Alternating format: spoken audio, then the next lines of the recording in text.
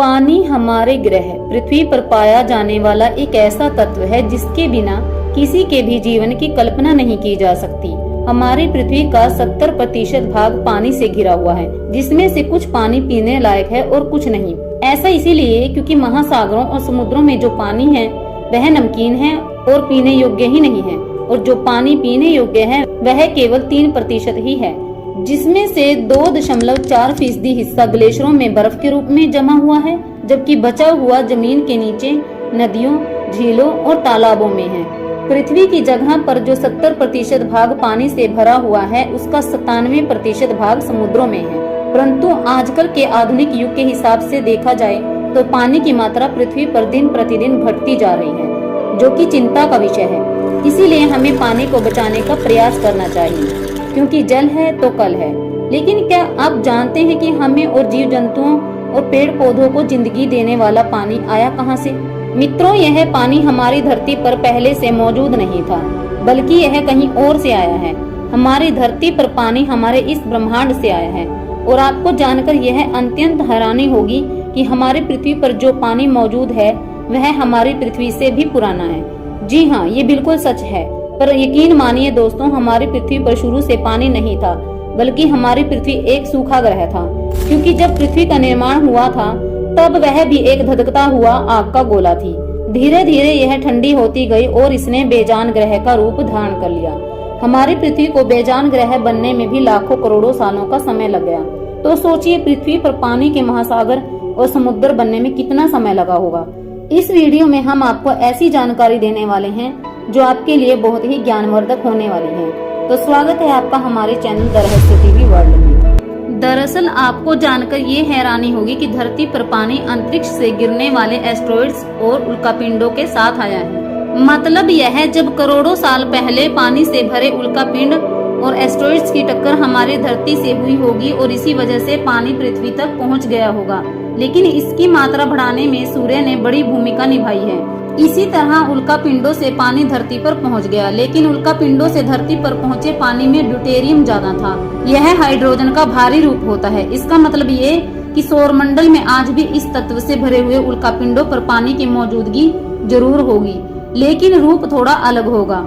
England स्थित university of Glasgow के scientist Luke daily और उनकी टीम ने यह खुलासा किया है। स्टडी के मुताबिक धरती के बदलते मौसम से पानी की मात्रा को बढ़ने में मदद मिली। ल्यूक डेली ने जापानी स्पेसक्राफ्ट हायाबुसा द्वारा लाए गए एस्टेरॉइड SCP की जांच की। उनका कहना था कि जो एस्टेरॉइड ड्यूटेरियम से भरा पड़ा था, उसके मीटर क्यूब के टुकड़े से करीब 20 लीटर पानी निकल सकता है। यह स्टडी अंतरिक्ष में जीवन की खोज को और आसान बना सकती है। हालांकि कई वैज्ञानिकों का यह भी मानना है कि धरती पर पानी की उत्पत्ति हमारे सौरमंडल के तारे यानी कि हमारे सूरज के कारण भी हुई है। सूरज की हवा यानी कि सूरज से उठने वाली ऊंची ऊंची लपटों को सौर हवा कहा जाता है। यह आमतौर पर हाइड्रोजन के आयन होते हैं। इस सौर हवा और एस्टेरॉइड के पत्थरों में मौजूद ऑक्सीजन के एटम के मिश्रण से पानी बनता है। पुरानी रिसर्च में यह बात स्पष्ट हो चुकी है कि इटोकावा नाम के एस्टेरॉइड पर काफी ज्यादा पानी है। हालांकि कुछ वैज्ञानिकों का यह भी मानना है कि पृथ्वी का पानी हमारे सूरज से भी पुराना है, जो कि सूरज से भी पहले इंटरस्टेलर स्पेस में बना था और धूमकेतुओं और पृथ्वी को दोनों में विरासत में मिला है। इसका एक जीता जागता उदाहरण है अंतरिक्ष में मौजूद क्वासर। अब आप यही सोचेंगे कि ये क्वासर क्या होते हैं, तो चलिए हम आपको बताते हैं। दरअसल क्वासर 1950 के दशक में खोजे गए ज्ञात ब्रह्मांड में कुछ सबसे चमकीले और सबसे ऊर्जावान आकाशीय ऑब्जेक्ट हैं। उनकी उत्पत्ति एक रहस्य बनी हुई है। क्वासर एक प्रकार का एक्टिव गैलेक्टिक न्यूक्लियस है, जहां एक आकाशगंगा का कोर सामान्य से बहुत अधिक चमक प्रदर्शित करता है। क्वासर सुपरमैसिव ब्लैक होल का घर है, जो पदार्थ के बड़े बड़े हिस्सों को खींचता है और एक चमकदार गर्म अभिवृद्धि डिस्क में एकत्रित करता रहता है। क्वासर के बारे में कुछ वैज्ञानिक यह मानते हैं कि उन्हें सुपरमैसिव ब्लैक होल से शक्ति मिलती है। इनका पता लगाने के लिए 2011 में खगोलविदों की 2 टीमों ने ब्रह्मांड में अब तक के सबसे विशाल जलाशय की खोज की है। यह जलाशय इतनी अधिक दूरी पर है कि वहां पर पहुंच पाना संभव ही नहीं है। कैलिफोर्निया यूनिवर्सिटी के वैज्ञानिकों के मुताबिक पानी का यह विशाल भंडार क्वासर में इतनी अधिक दूरी पर है जितना 30 अरब को 10 खरब से गुना करने पर होता है।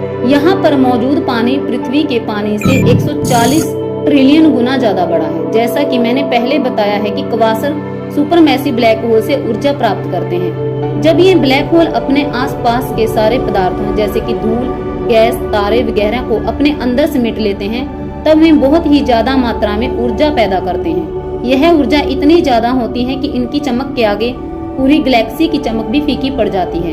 इनमें पानी गैसीय रूप में पाया जाता है। वैज्ञानिकों ने इसमें एक विशाल बादल की भी खोज की है, जिसमें मौजूद पानी पृथ्वी की तुलना में बहुत ज्यादा है।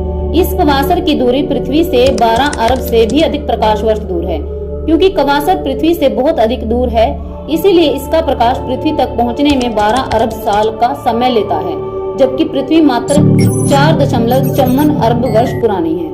इन सब जानकारियों के आधार पर हम कह सकते हैं कि पृथ्वी पर पानी शुरू से मौजूद नहीं था, बल्कि यह अंतरिक्ष में मौजूद एस्टेरॉइड की पृथ्वी पर टक्कर से और सौर हवाओं के कारण, यानी कि कुल मिलाकर यह कहा जाए कि पृथ्वी पर मौजूद पानी ही अंतरिक्ष से आया है। हमारे द्वारा दी गई यह जानकारी आपको कैसी लगी, हमें कमेंट में जरूर बताइएगा।